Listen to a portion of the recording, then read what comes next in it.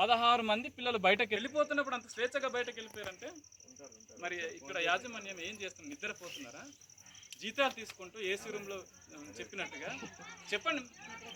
చెప్తున్నాం, ఒక తల్లిదండ్రులు ఆవేదనతో చెప్తాను. మీ పిల్లడు ఒకవేళ బయటకు వెళ్ళిపోతే మీకు ఎంత బాధ ఉంటుంది? నాకు అదే బాధ అమ్మా. మేము పిల్లలు మరి దాని పట్ల మీరు అధికారులుగా మీరు ఎటువంటి ఇప్పుడు మీరు అన్నది యాజ్ ఇట్ ఈజ్ గా మేము ఎంక్వైరీ రిపోర్ట్ రాస్తామమ్మా. తల్లిదండ్రుల నుంచి మీరు చెప్పింది, పిల్లలు ఇచ్చింది, టీచర్స్ కూడా ఇప్పుడు ఎంక్వైరీ చేస్తాం.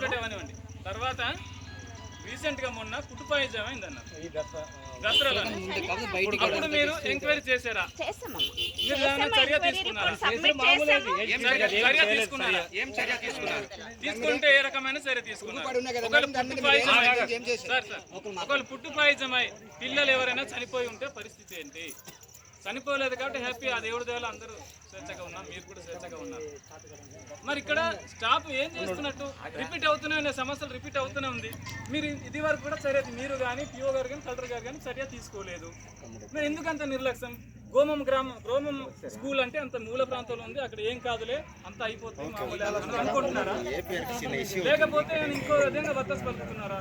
పిల్లల వైపు ఆలోచించండి. మీరంతా కూడా ఒకవైపు కాకుండా వీళ్ళ భవిష్యత్తు కోసం ఆలోచించండి. నిన్న కొండకి వచ్చేసారండి 16 మంది కూడా. మధ్యలో ఏమనైతే పరిస్థితి ఏంటంటే టీచర్స్కి ఏం నష్టం లేదు కదా, ఇక్కడ పిల్లల కన్న తల్లిదండ్రులు కదా బాధ. ఇలాంటి బాధ మీకు కూడా ఉండదా? చెప్పండి ఒకసారి, మీరే ఆలోచించండి. మీ వైపు, మీ పిల్లల వైపు, మీ పిల్లలే వాళ్ళు ఆలోచించారు.